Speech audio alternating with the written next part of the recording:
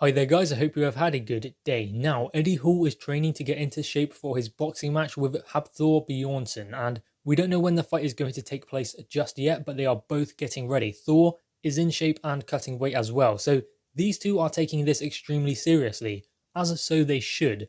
Now, Hafthor Bjornsson obviously is going to probably have the weight size advantage over Eddie Hall, the reach advantage as well, considering he's 6'9".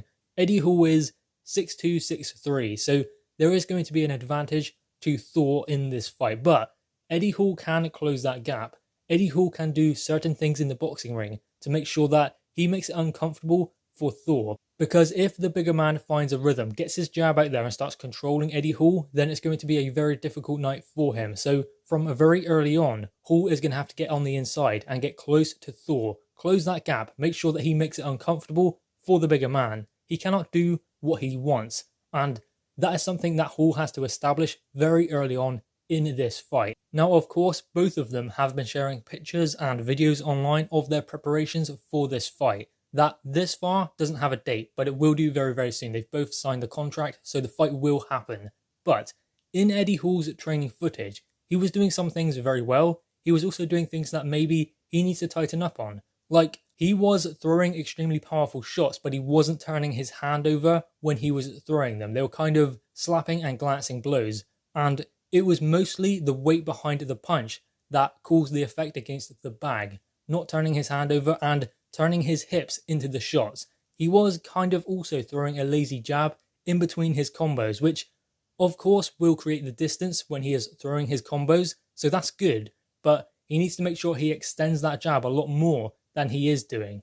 And another thing is he's quite upright when he throws his shots. He needs to kind of roll with them and move his head. Lateral movement will be very important, especially when he is throwing his combinations, because he doesn't want to get caught with counters. So rolling from side to side, bobbing and weaving, will make sure that he doesn't get caught with counter shots as he is throwing his own power punches. Now, in addition to that, he needs to throw a little bit looser, because that will drain less energy. When he is throwing his punches, he's tightening up, he's throwing them hard. What he does need to do is loosen up a little bit and let the punches flow.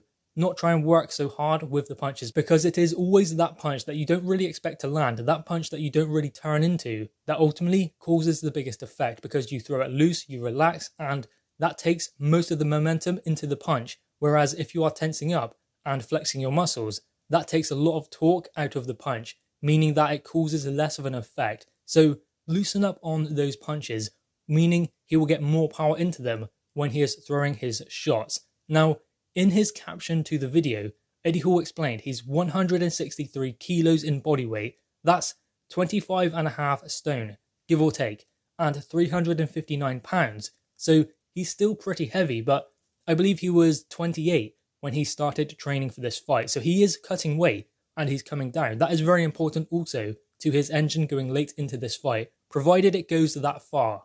Now, in addition to his form when he is punching, what is very important, and in fact just as important as your hands in boxing, is your feet.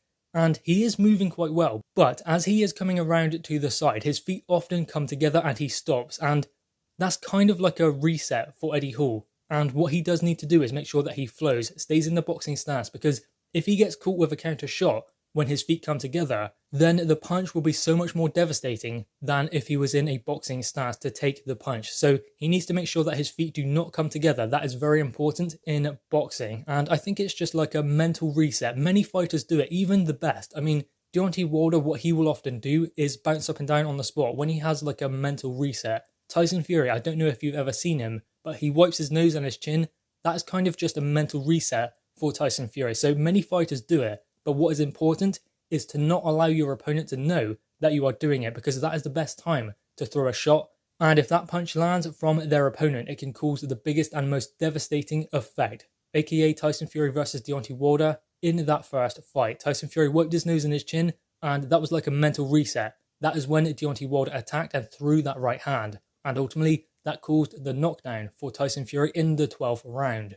So there are some things that Eddie Hall still needs to work on, and he will. He still has plenty of time before this fight with Hafthor Bjornsson. But there are also some things that he is doing extremely well. Some things that, I mean, he's not a pro boxer, so he's not going to be like Lomachenko or anyone like that.